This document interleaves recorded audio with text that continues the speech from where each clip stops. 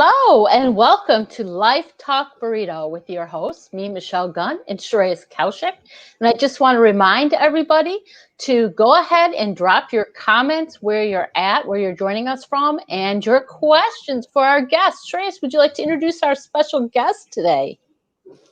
Hello, everyone, and thank you for joining us on Life Talk Burrito. We have Kathleen, a mediation coach, joining us. Welcome, Kathleen. Hello, Go guys. ahead and introduce yourself. My name is Kathleen Kauth, and as Shreyas said, I'm a mediator and a conflict coach. And I'm here in Omaha, Nebraska, smack dab in the middle of the country. So good morning, Michelle, and good evening, Shreyas. It is really nice to be here with you guys. It's a pleasure to have you. And this episode will start on a slightly different note, and we'll talk about the usual questions a little while later. But the latest news in is that you're running for city council. How did that come up? Well, our elections have been a little bit chaotic this year. And it was a matter of me deciding, okay, there's not much I can do on the federal level. I can do something locally. And right now in Omaha, all of our city council members are up for election. So I decided about a week and a half ago to run for city council. I actually texted a lot of my friends, and I was on, email and text with my friends saying, what do you think? What are your thoughts? And they're all like, yay, yeah, you should do it. You'd be great. So by 2:00, I decided to do it. This is on a Friday. And then I realized I had not yet told my husband. So I called him and said, hey, by the way, and he's like, I hate it when you start sentences out, by the way. Like, by the way, I'm running for city council. See you tonight at dinner. So it's been a very interesting, 11 days since I decided. There's a huge amount of paperwork and processes and just a lot to get done. I feel like I'm kind of drinking from a fire hose, but I'm meeting lots of great people, figuring things out, and it's a challenge. I've been told I'm more than 2 months behind on fundraising and getting my name out, so it's going to be a very interesting process. But I like challenges, so this is going to be exciting. It is definitely exciting for us as well to see someone we know contesting the elections and in such a difficult time. I don't know what city council stands for or what they do, but just listening to you speak, I think it's a great way to give back to your community. And Michelle, if you have something to add to that. So let me explain that a little bit. So city council is, the president of the country kind of runs the country. Our Senate and our House of Representatives, they do federal things. We have, each state has its own legislature, and they decide things for the state. At the city level, you have a mayor and a city council that make decisions for that particular city. So this is very local, it's very immediate, and it's very much involved with the people I see every day. And so it's something I can do actual concrete, have an effect on what's happening. Makes sense. Yeah. Yeah, that's great to hear that you're taking this opportunity to jump in. Even if you're running behind, you can just get there right up there. Hopefully, the underdog is always fun. Yeah, you want to say your city and state again. So if anybody, tag people that that live there so they can vote for Kathleen. That would be wonderful. Omaha, Nebraska. So that would be fantastic. Awesome. That's great. So looking back over 2020, we had a lot of challenges, right? The pandemic came, a lot of businesses shut down, people lost jobs. What was the biggest challenge you faced in 2020? Well, for me, so as a mediator and a conflict coach, a lot of what I do, I call it immersive coaching, where I go in and sit with the person who I'm coaching, because when you're dealing with conflict situations, you can sit with somebody at a coffee shop or in an office and have them tell you what's going on in conflict, but you're hearing their side. You're only hearing a very one-dimensional view of an actual conflict. It's hard to give someone appropriate feedback. So I like to sit with them and see the actual interactions and view how things work. So when the pandemic hit, nobody was going into offices. Here in Nebraska, we didn't have it quite as bad. We didn't shut down quite as hard. So I was still able to get to some but a lot of them were unable to meet one-on-one in person. So we moved to Zoom, and that was a learning curve for me because I am very much body language and tone of voice, and so I got very used to watching people carefully on the Zoom screen. So I had one client who, he would just kind of tuck in like this, and I was able to start calling him on it and getting him to realize, okay, you're doing something very specific with your body language, and that means this. You're uncomfortable with this conversation, so let's follow this. So it was me needing to adjust my skill set, but it's kind of fantastic because I've had clients in India now, and so it's you close one door, you open another, and look where we're able to go. I've met some amazing people like Shreyas and Michele, and just people from all over the world, really, because we're all kind of locked in, so we're reaching out. Yeah, I found similar to you that being forced to go virtual is really giving a lot more opportunities. Like you, I've also have clients worldwide now and get to meet all kinds of great people in all different facets that we wouldn't have normally met and interacted with and learned from, because there's so much to learn from so many people. What do you have to say about that, Shreyas? Definitely, boundaries are no longer a pain to coaches in particular, because we three are in the coaching industry, so I don't find boundaries limiting my reach. And also the biggest challenge while shifting to Zoom is that you're a bit apprehensive if the audience you're speaking to are actually listening to what you say or busy answering their delayed emails or just doing whatever they so desire. But it just kind of out of practice or making your content more interesting. I think we have all passed that phase. And then came the issues with internet. So for some strange reason, I don't know, we would just have a bad connection. And especially with Michele doing the podcast, we would often find both our internet connections would go kaput at the same time, as if they had a mind of their own. So many strange things around Zoom and a lot of lessons learned. So moving on to the next question, what is the biggest lesson you learned going through these challenges and coming out successful? Well, I think, and you kind of touched on it, is, we'd have internet connectivity issues. We see kids walking through, we've got dogs barking in the background, trains, we've got distractions, we've got things because we're in each other's homes now. Yeah. And so now I think it's more personal. I think I feel, closer to people because I'll wave to people's kids and be like, no, bring them on. Let's say hi. Because now I'm getting to meet people on an even deeper level. It's not just that very surface professional, LinkedIn kind of meeting. It's, okay, I'm actually in your home. And the tolerance and patience we've all had to learn for when there are internet snafus, yep, it's going to happen. If you have, 6 people in a house doing schoolwork and work, and everybody's using the internet at the same time, it's going to happen.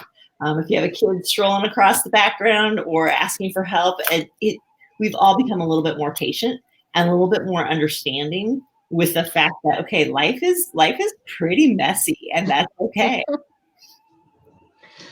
Very true. But the other side that I kind of see is it's good to be very personal. It's good that people are embracing all these additions like your children, pets, but in some manner we are being exposed even more.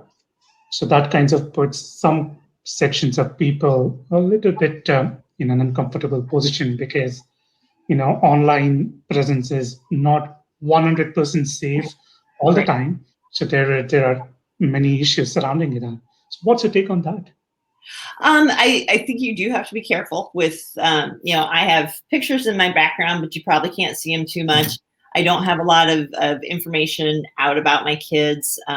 I do, if my junior in high school comes home, I will make him say hi to people, but I don't put information out about him. So you do have to be careful and cautious, making sure your internet is secure and making sure that you're not getting hacked, paying attention to those details is very important. And I follow a couple of security guys, IT security guys, and they're always, posting out these great information. And I didn't even think about having my cameras covered when I'm not using them. That is a great hint. So you should always do that.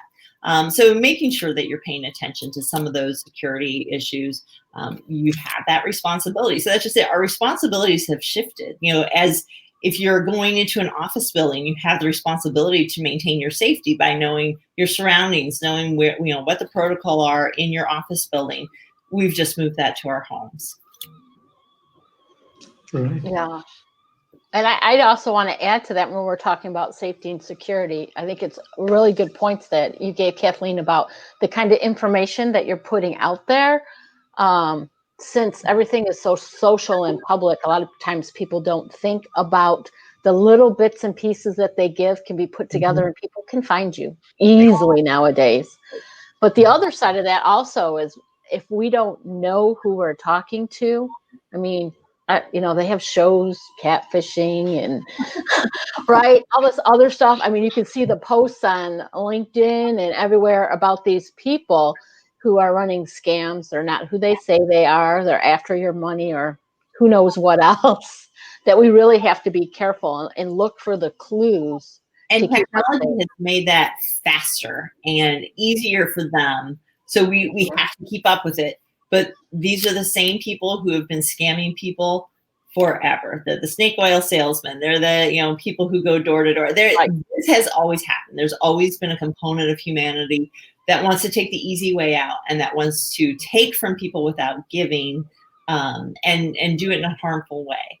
And so there will always be that. We can't get rid of it. We can only do everything we can to protect ourselves and understand the danger. So that's why it's so important to talk to those specialists, to understand what the issues are. I actually have a son who's a computer engineer, and so he's really good at helping us make sure what we're doing is safe and secure. So I do want to address one of the comments that we have from Irfan.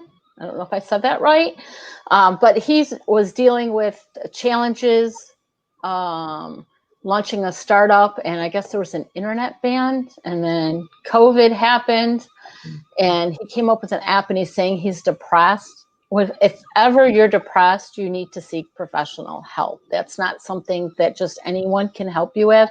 If you're really depressed, don't wait and seek professional help. Yes. Sorry about that. Right. No, right away. Absolutely.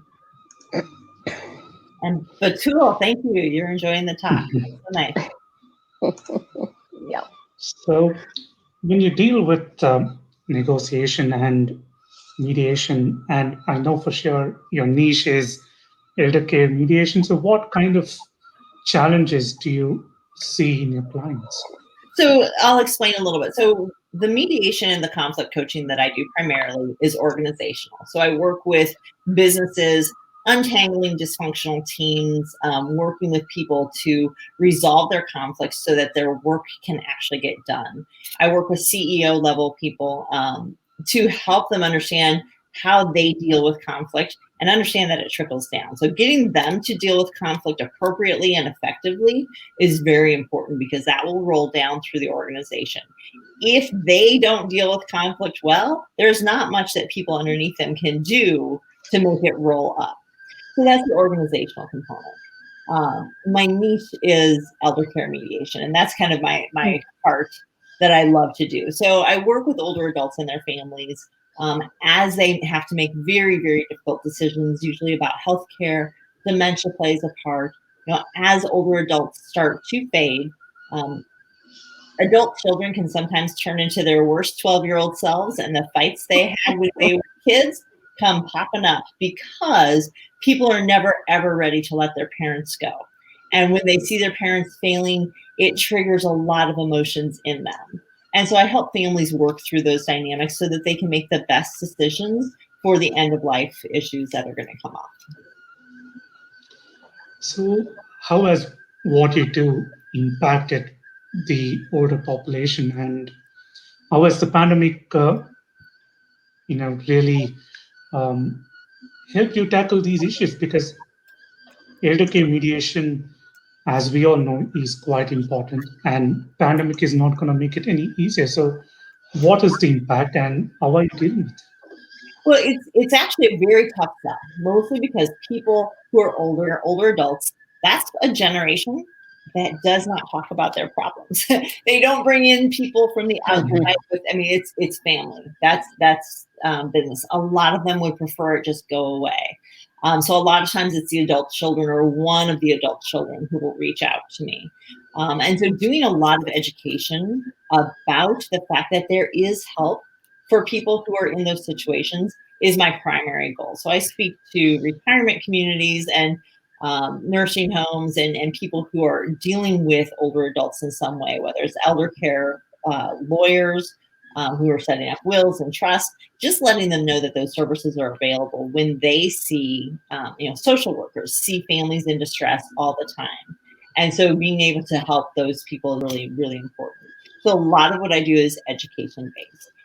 The pandemic has certainly made getting into places more difficult. So I'm actually going to be teaching workshops through our local community college and reaching people that way. So again, doors closed, you find a way, you find something else. It's like water. Water will fill in anywhere there's a crack. It's just going to go wherever it can find a way, and that's what we have to do. What would you say is the biggest piece of advice that you could give someone who has elderly parents before they might think they need a mediator? Talk now. Before you should have a plan in place, you yourself, at the age, whatever you are, 20, 30, whenever you decide you're an adult, you need to make a plan, the what if something bad happened plan. And when you're younger, it's hypothetical. So here's a funny story. And this is really kind of why I got into this. My parents, we had some very difficult deaths in our family, a young child, and then an older adult who had a medical malpractice death. And so my family had to deal with some things that they weren't really prepared for. Now, my parents are both half Irish and half German. And my father favors the Irish side. So he says, if I die, he truly is my mother favors the German side, and she got extraordinarily organized and started making lists and started making plans, very, very detailed plans about when she and my father were to die, what was going to happen. And not just with a funeral. She started with a funeral and kind of worked her way back to life care and where they wanted to live and things like that. But the funeral was her main concern. So we have detailed lists. We know exactly what we're supposed to do. There are 5 children, and it's been incredibly helpful for us all to understand what our roles are. My mother bought coffins on eBay. They're in the basement. We have practiced the home funeral that they want to have. And by practice, I mean my dad is laying on a bier and we were carrying him around the dining room. But because we were doing this 15 years ago, before their health was threatened, we were all able to view it as, okay, this is mom's being a little extreme. We're going to go along with it. But we all understood these are their intentions. This is what they want from us. And this is how they want us to take care of them. And so now as they are older, and my father has testicular cancer and it is terminal, we're facing those things in a much different way, but we all still know our roles. We know who is the executor of the estate, who is the person who's in charge of the medical power of attorney if they cannot make those decisions themselves. We are prepared. It's still incredibly difficult, but we don't have that trauma of trying to figure those things out in the midst of this very, very difficult time. So it is a blessing for people to talk about what they want, to make some plans, even if you just have 5 things written down saying, here is what I would like. If you don't ever want to live in a nursing home, make that very clear and start making plans so that you won't have to. Figure out what it is you want. And these are topics that nobody wants to talk about because it's scary and it's upsetting to think about these things. But guess what? especially this year, we have figured out life can smack you upside the head and we are not in control like we think we are. And the best way to manage that fear and that confusion is to exert a little bit of control where we actually can. We can do very tangible things, very tactile things to make those issues easier to deal with. So there you go. There's my rant. That's a From lot of what good. I hear you say, understanding and having a better clarity around what the person wants and respecting their wishes. I think that is what will help us manage the situation in an orderly way, and the outcome will be in the best interest of everyone concerned. And absolutely to talk it out and just have that intention to really respect and move forward with what they want or how they want to live. Yes. I think that is a great point that you said. So I just want to now break here and ask you, as Kathleen as a person, how has Kathleen as a coach impacted the way you live your life? Has there been any difference, or do you see? Say that again. Both? How does my coaching impact the way I live my life? Kind of. Yeah. So how has Kathleen as a coach and Kathleen as a person, are there any differences? Kathleen as a coach and Kathleen as a person are not terribly different. I always tell, and I was telling Michelle this beforehand, if you ask my opinion, I will give it. Please be aware that if you ask me a question, make sure you want to know the answer, because I'm going to answer it. I have strong opinions and I am not shy about sharing them. I generally don't offer things up. I prefer to listen to people and hear how they feel about things. But if you ask my opinion, you're going to get it. But so as a coach, so it's really fun because being a mediator, and everybody thinks, well, you never fight. You never, you must always be like the kumbaya. So I'm like,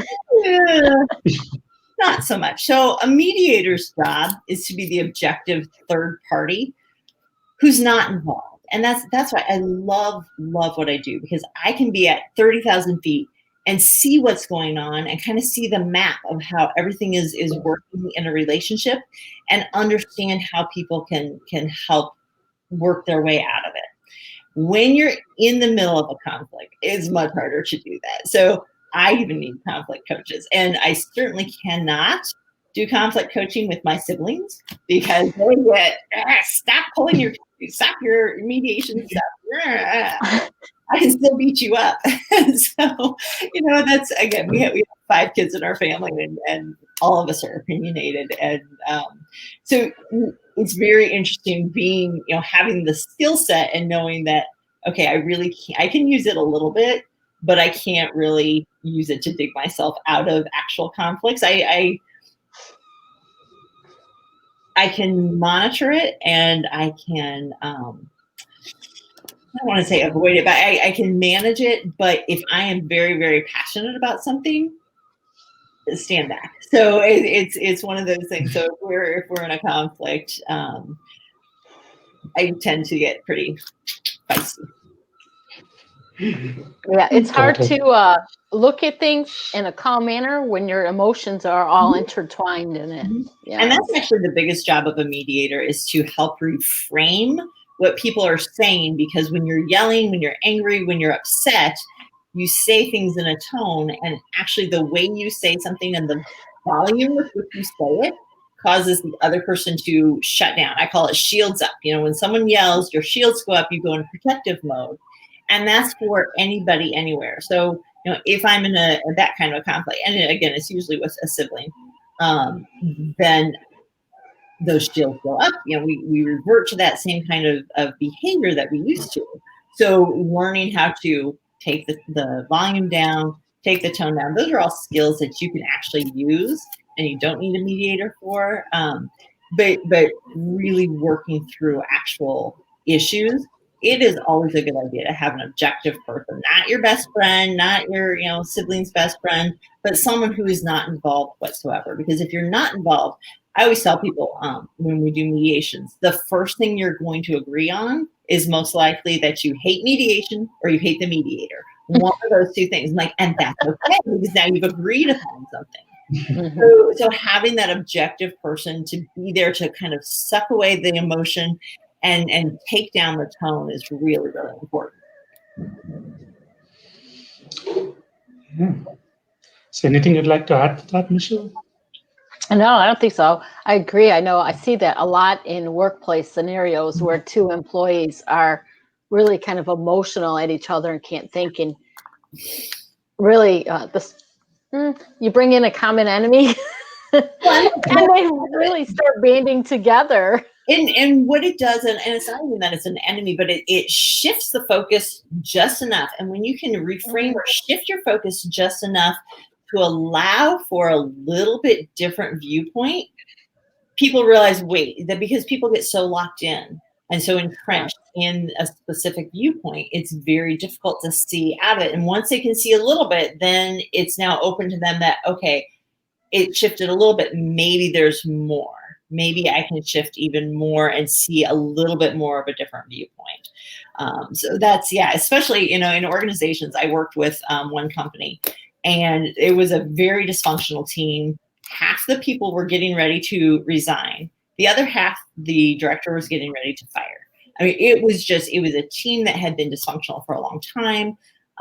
When I talked with the director, she said, there's one person who they consider the pot stirrer, and this person had been passed around it was a healthcare setting, passed around this hospital, just moved to different departments because she was such a troublemaker, but they never fired her. They just kept moving her. So they passed the problem along without actually finding out what the problem was.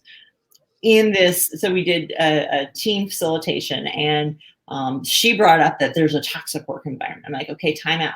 Words have meaning. You have to know that toxic work environment is a very specific thing in the human resources field.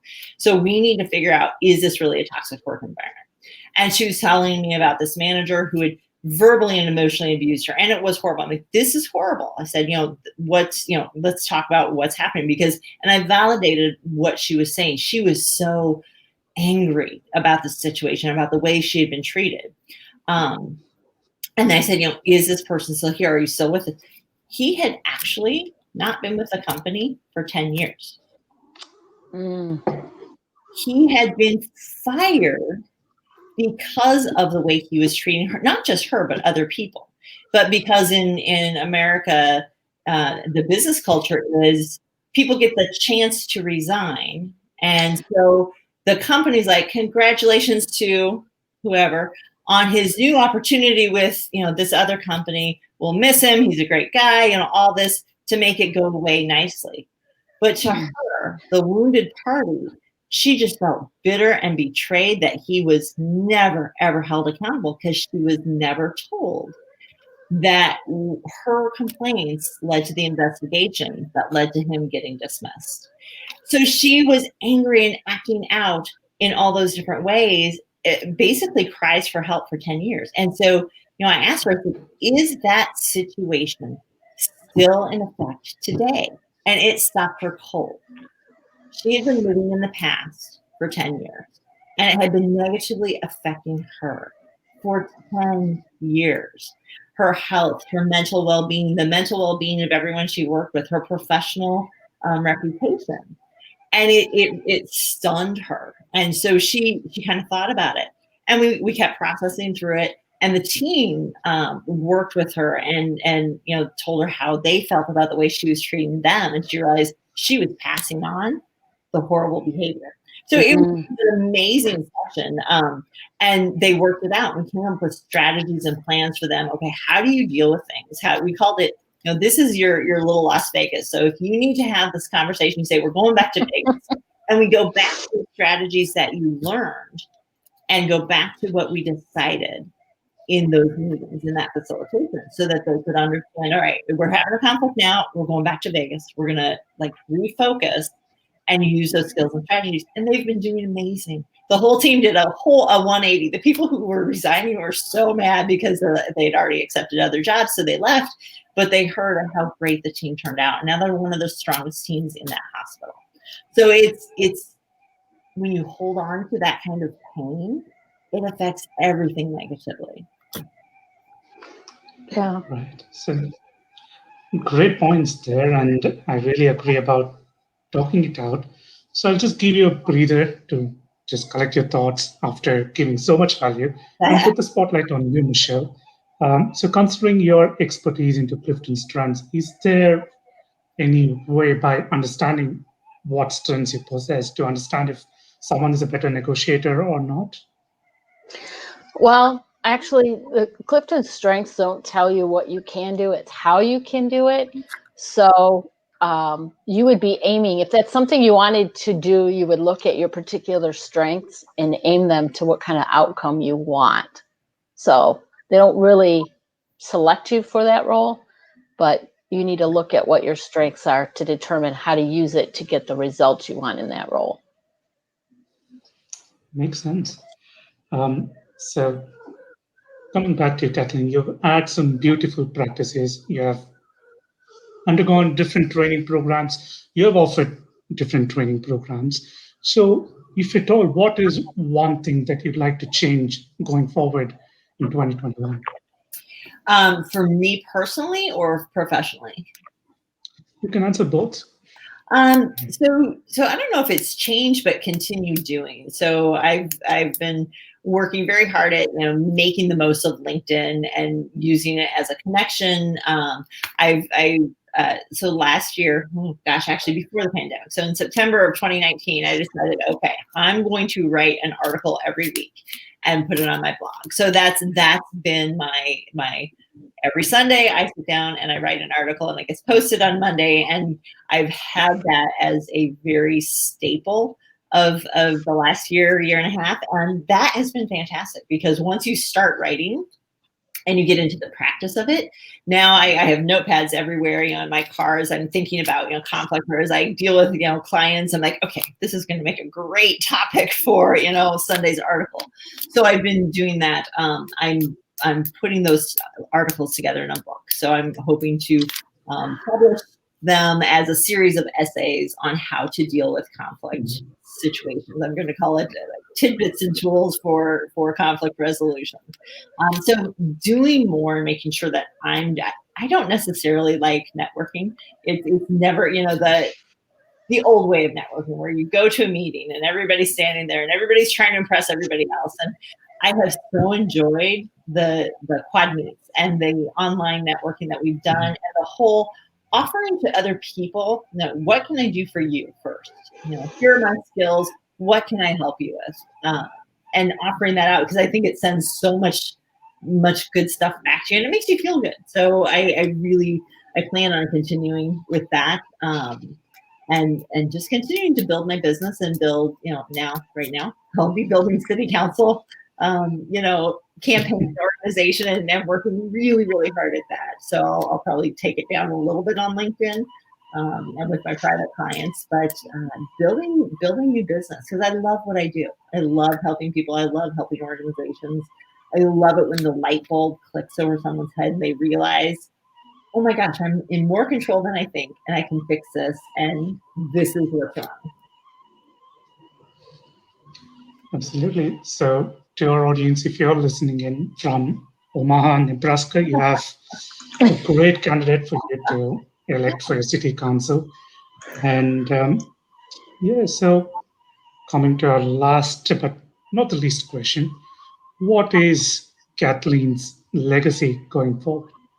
My legacy going forward, well, I have 3 beautiful, amazing sons. So that is the best legacy I could ever hope to leave. That's the one that's the most important to me. Professionally, if I have helped people and made their lives better, that's all I can ask for. Absolutely. Anything you'd like to ask our guest, Michelle? We don't see any more questions in the chat, so I'll leave it to you.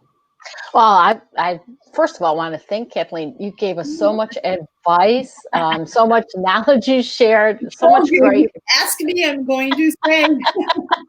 That's good. But, and I agree with you, your kids are a very important legacy to leave behind, especially, I think, in today's society where a lot of times kids are an afterthought. They're not the most important thing in a parent's life. So I love to hear you say that your sons are your legacy. Yeah, I feel the same way about my children and, their offspring. Of course, hopefully the values are shared down every generation and we can make the world a better place. But I wish you a lot of luck in your campaign. I hope it goes well. And I really enjoyed hearing you talk about on Quad Meets and the networking that we give first to see what we can give to people. I think that this pandemic has really helped people change their perspective in that manner a little bit more, because it's not as much about what I get, but more what I can give. And we are rewarded for that, but to not do it for that reason. Yeah, I don't think people understand how, we've always taught our kids, when you do a good deed, that is the reward.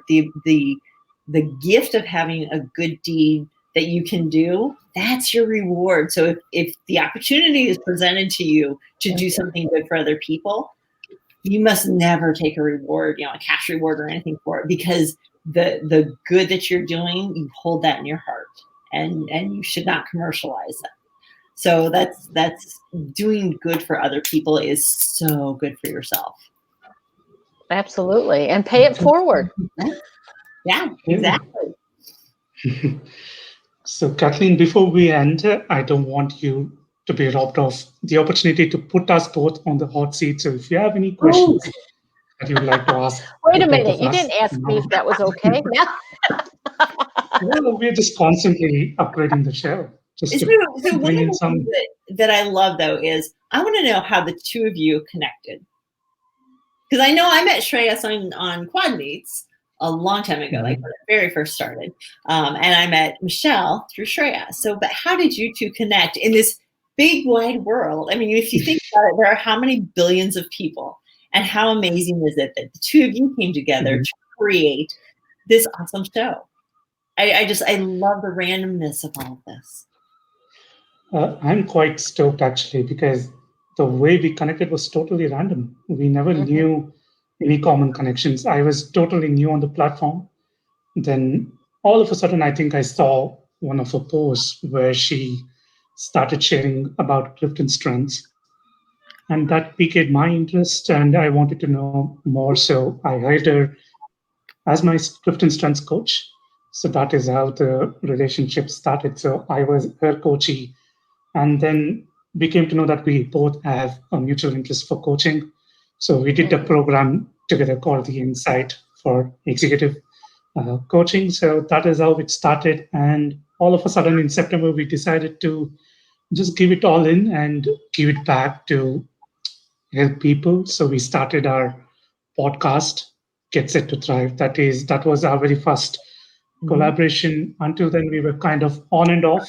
We would engage on each other's posts, but we really did not think that we had it in us to take it forward. But all good needs a start, and we just gave it a go. It became popular in about 3 months. So we started season 2. And I'm really honored to have you as a guest as well. In a couple of weeks, we will be talking exclusively about negotiation and eldercare mediation with some great tips coming your way. So stay tuned for Get Set to Thrive podcast. And then we just decided we'll make best use of this platform, LinkedIn Live, to do the videos, because it just satisfies all the condition, and I get a free YouTube video for my channel. So 2-in-1 for me, but in the end, it's just our wish that we wanted to add more value to people and help them just make positive sense of the situation, and that they're not alone in going through the challenges. Everyone we meet, they have their own challenges, they have their own problems, own issues, but it's all about the mindset and the way they show. And that just gave rise to Life Talk Burrito. And we didn't want to limit it to exclusively coaches, because there are lots of people out there who just need a platform to share their voice, share their inspiration, share their motivating stories. And here we are. It's been 9 months, actually. Oh, yeah. 9 And I want to, Yeah, and I want to add that Shreyas is a perfect collaborator partner for me because he really has the talents that I lack and picks up a lot of slack. So, yeah, it's definitely been a win-win, not anything I would have ever expected, nor would I have thought of or even probably dreamed of. A lot of the things that we do, Shreyas is the initial inspiration for it. So he's, I'm going to say, the young creator. Well, and I want to point something out that you took a risk by reaching out, and that's huge because you could always get rejected. And I tell people all the time, I try lots of stuff. 9 times out of 10, it fails spectacularly. But that one time it works. You get something beautiful. And so I think that's what you guys have really done. Thank you. You're welcome. To just put that into perspective,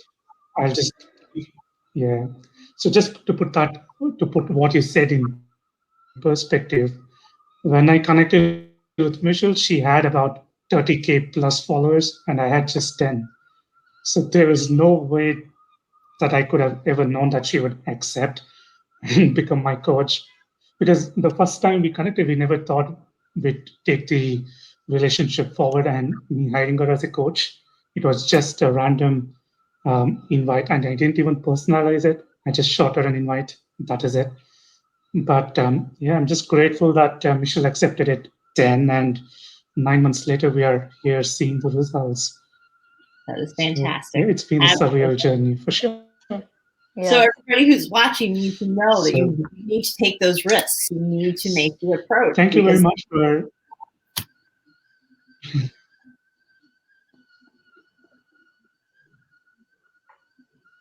Yes. So thank you very much for taking your time out of your busy schedule and giving us an opportunity to interview live. We'll be sharing the links to Kathleen's blogs in the comments, and also we'll share the link to our podcast. So please do subscribe and send a request to Kathleen if you need any negotiation coaching, or if you have someone who knows they need Eldercare mediation, she will be absolutely welcoming your request and you can take it forward. So absolutely. Thank you. And until next week, safe. And we will be back with another amazing guest next week. Thanks so much, you guys. Thank you.